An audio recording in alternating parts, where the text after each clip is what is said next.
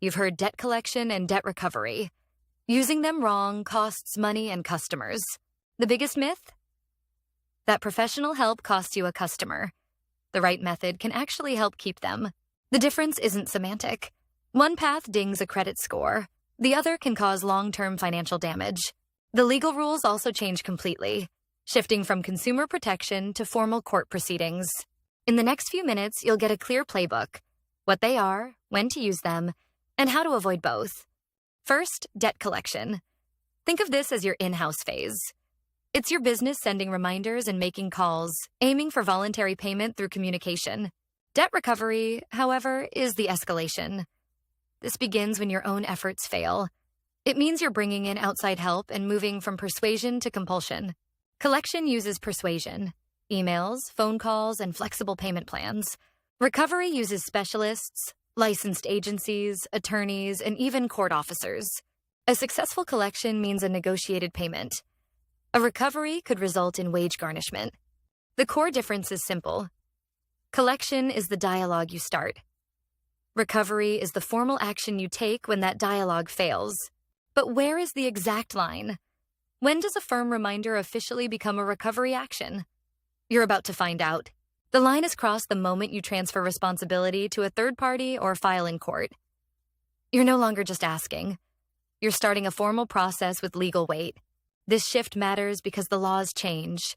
Your internal efforts have flexibility, but recovery operates in a stricter world of civil procedures where mistakes can cost you.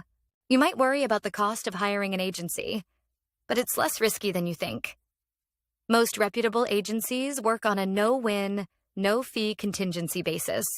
When they are successful, they take a percentage, usually 20% to 40% of the amount collected. The fee is higher for older, more difficult debts. So we have the definitions and stakes. Now, let's watch this play out in a real-world scenario for a small business owner. Meet Sarah, a designer. A client has a $5,000 invoice, 60 days overdue. For her small business, this cash flow problem is serious. Path A is debt collection. Sarah sends polite emails, calls the client, and offers a 3-month payment plan, hoping to preserve the relationship. The client stops responding. Now the line is about to be crossed. The moment Sarah hires a collection agency, she is escalated to recovery. Path B is debt recovery. The agency takes over.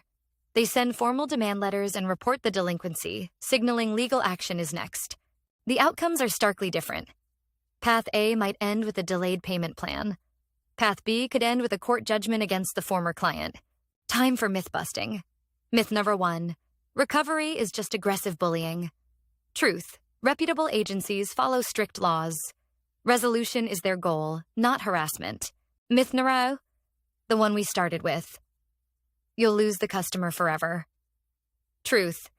A professional, diplomatic third party can often resolve the issue and save the business relationship. Myth number 3. If a debtor says they can't pay, it's a lost cause. Truth. Can't pay often means can't pay all at once. Skilled negotiation finds a solution. Have any of these myths shaped your own approach to unpaid invoices? Acknowledging the truth is the first step to a better strategy. Recall Sarah's in-house path? The most powerful strategy is perfecting that stage. This is proactive debt management, clear terms, and immediate follow-ups. The key to making proactive collection work is speed.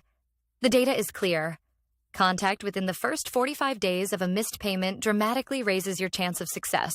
Today, technology offers a powerful advantage. Modern systems use predictive analytics, like propensity to pay scores, to identify high-risk accounts early on. This tech automates your in-house collection, letting you focus human effort where it's needed most and make smarter decisions about when to escalate to recovery.